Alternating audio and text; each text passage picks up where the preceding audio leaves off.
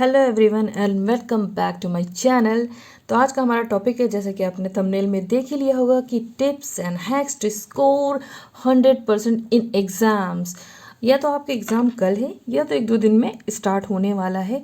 आप उसके लिए बहुत ही बेचैन और बेकरार हैं कि बस आपको कैसे एक एनजाइटी है कि मेरा एग्ज़ाम ये पास आउट हो जाए और मैं इसे 100% स्कोर कर लूँ। तो सबसे पहले अगर आपको अपना एग्ज़ाम 100% स्कोर करना ही है तो सबसे पहले आपको रहना होगा खुश। जी हाँ, खुश रहना, ये तो आपको कोई नहीं बताएगा। ये चीज़ मैं आपको अपने एक्सपीरियंस से सारी चीज़ें बता रही हूँ। जितना अपनी ज़िंदगी में मैंने इतने एग्ज़ाम्स दिए हैं और मैंने कैसे उनको हासिल किया है या मैं आगे ऐसे कैसे बढ़ी हूँ, तो ये मेरे पर्सनल एक्सपीरियंस है। ये कोई मोटिवेशनल वीडियो नहीं, लेकिन हाँ, ये टिप्स और ट्रिक्स आपकी लाइफ में ज़रूर काम आएंगे। तो आप पहले खुश रहिए। अगर आप खुश नहीं हैं तो आप कुछ करने में मतलब थोड़ा कुछ ना कुछ आपकी कसर रह ही जाएगी। सबसे पहले आपको अपने नेगेटिव थॉट्स को दूर कर देना है। जैसे थॉट्स पीपल्स आ जाते हैं, उनको दूर कर देना, उनको हटा देना है, उनको कट कर देना और निगेटिविटी से दूर रहना है। तो एग्ज़ाम होने से पहले ये सब चीज़ों को आपको अवॉइड कर देना। आपको याद रखना है कि आपको बिल्कुल एक नया स्टार्ट लेना है। जैसे कि आपका एग्ज़ाम है तो आपको क्या करना होगा, सबसे पहले आप जो बॉक्स या पाउच है तो जो आपको एग्ज़ाम में ले जाना, उसमें सारी चीज़ें प्रिपेयर हैं। आईडी कार्ड है और जैसे पेन है, पेंसिल है, ब्लैक पेन है, स्केच पेन है, कलर्स हैं, ब्रशेस हैं। तो अगर आप आर्ट के स्टूडेंट हो गए, अगर मैथ्स के हैं तो कंपास, प्रोटेक्टर वगैरह, तो ये चीज़ें आपको खुद अपने बैग में रख लेनी है। अगर आपको ये वीडियो समझना है तो प्लीज़ आप चाहे तो हेडफोन लगा सकते हैं और बहुत ही आराम से इसको सुन सकते हैं। ये सिर्फ समझने वाली बातें हैं, ठीक है। तो और किसी से मांगने की कोशिश मत कीजिए कि मेरा कोई फ्रेंड है तो मुझे वो दे देगा तो मैं उससे कोई चीज़ बोरो कर लूँगा, तो ये चीज़ें गलत है। तो आप ना खुद परेशान हो ना दूसरों को परेशान करिए। और जब भी आपको जाना हो तो आप एक रात पहले एक बहुत ही अच्छी सी गुड स्लीप ले लें, ताकि आगे आने वाले जो दिन है, जैसे मॉर्निंग में पेपर है या किसी भी टाइम पेपर है, तो आप उसमें मूडी ना हो जाए या आप थोड़ा सा चिड़चिड़ापन ना आ जाए, ठीक है। एक तो ये टिप हो गया। अगर पेपर मॉर्निंग में है तो कोई बात नहीं है, क्योंकि सुबह सुबह कुछ खाने का मन नहीं है। अगर थोड़ा सा 10-11 बजे है तो आप ज़रूर कुछ खा लें, क्योंकि खाली पेट बिना कुछ काम नहीं चलता। और कोशिश करें कि आप बहुत ज़्यादा पानी ना पिए, आप सिप सिप करके पानी पिए। अगर गर्मी ज़्यादा तो पी लें, लेकिन फिर या तो ये करें कि आप जब एग्ज़ाम हॉल पहुंच जाएं तो उसमें आप पहले बाथरूम हो लें, कि ताकि आपको एग्ज़ाम टाइम में कोई प्रॉब्लम ही ना हो कि आपको बाथरूम जाने में आपका कोई भी टाइम वेस्ट हो, क्योंकि टाइम वेस्ट नहीं करना है। फिर क्या करना है कि आपको क्या करना, बिल्कुल काम रहना है। आपको प्रार्थना करनी है, अगर आपको कुछ दुआ पढ़नी है या वाहेगुरु को याद करना है, अपने जीसस को याद करना है, तो अपने मन की शांति के लिए थोड़ी देर आप उनको याद कर लें और अपने दिल में बसा लें और फील गुड करें, बी पॉजिटिव हो जाए, स्टे काम रहें। फिर क्लासरूम में जाने से पहले आप अपनी चीज़ों को थोड़ा सा एक बार रिवाइज कर लीजिए, अपने स्टडी मटेरियल को बिफोर क्लास। फिर आपने जब दुआ वगैरह कर ली, फिर आप अंदर जाएं तो अपनी वो ले लें, आंसर शीट आपको एक टीचर दे देंगी, तो उसमें आपको क्या करना है, अपना नेम है या रोल नंबर है और सब्जेक्ट वगैरह साफ साफ लिख लें, ठीक है।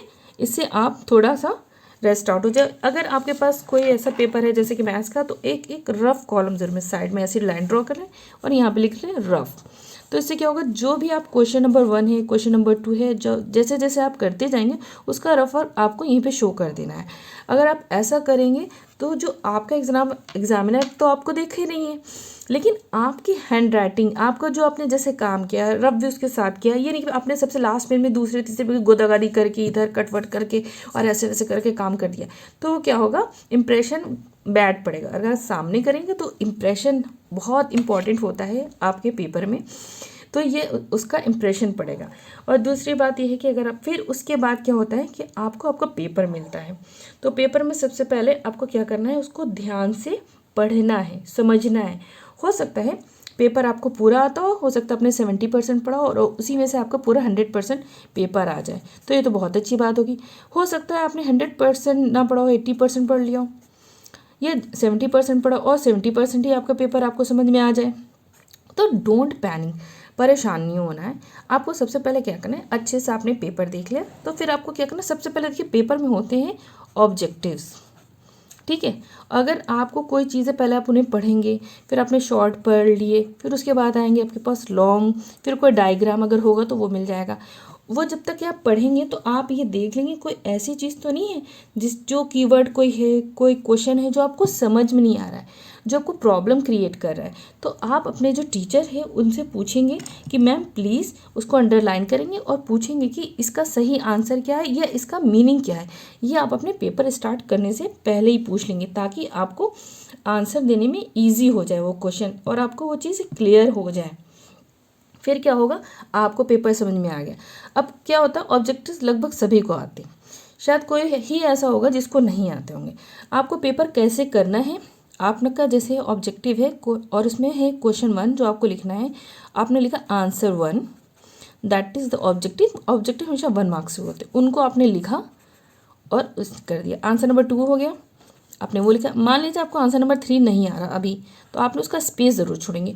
हमेशा ऑर्डर में ही चीज़ें करेंगे, इससे क्या होता है, आपकी कॉपी अच्छी लगती है और सीक्वेंस होता है और यही इंप्रेशन एग्जामिनर आपका देखता है।